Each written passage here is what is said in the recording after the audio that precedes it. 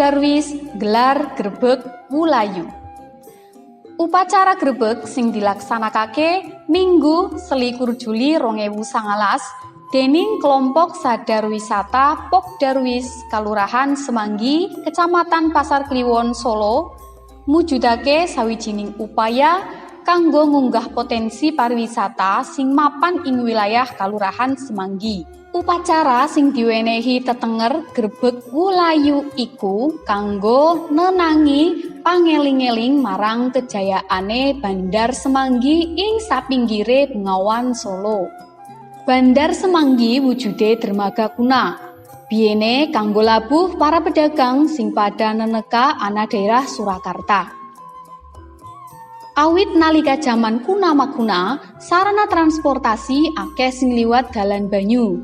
Antarane liwat Bengawan Solo, ujare Sutanto, salah sijining tokoh masyarakat Semanggi. Bandar Semanggi sing mapan ana kampung ngepung Kelurahan Semanggi nganti saiki isih katon jelas bentuk lan wujud dermaga. Dermaga iki katone ora digawe dening menungsa, nanging pancen asli sing digawe saka alam.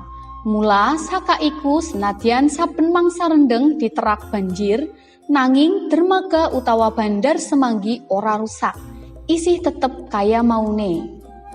Mula saka iku kanggo mengeti Bandar Semanggi lan bandar-bandar cilik liyane sing tau dadi sarana bahari, uga kanggo ndudah potensi pariwisata daerah, kelompok sadar wisata Kalurahan Semanggi saben taun gelar event budaya tahunan kanthi aran Grebeg Wulayu.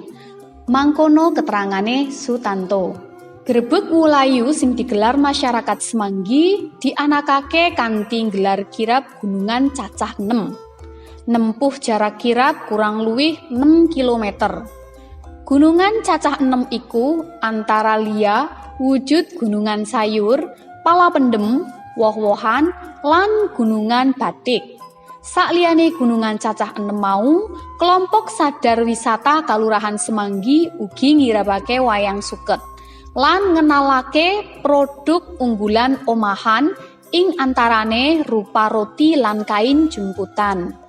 Grebeg sing dilaksanakake wanci jam 9 esuk diwiwiti kanthi kirab saka Kalurahan Semanggi nganti tumekane pinggir Bengawan Solo ana kampung ngepung.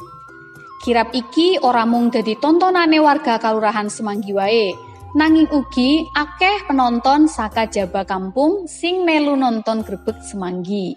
Kirab sing nempuh waktu kurang luwih 1,5 jam iki nempuh rute turut kampung. Miturut Sutanto, cara iki ditempuh kanggo luwih ngenalake Grebeg Wulayu marang warga.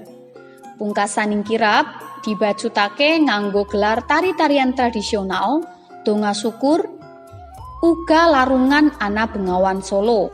Minangka puncak acara Grebeg Wulayu, gunungan cacah 6 mau dinggo rebutan para warga neng Bandar Semanggi.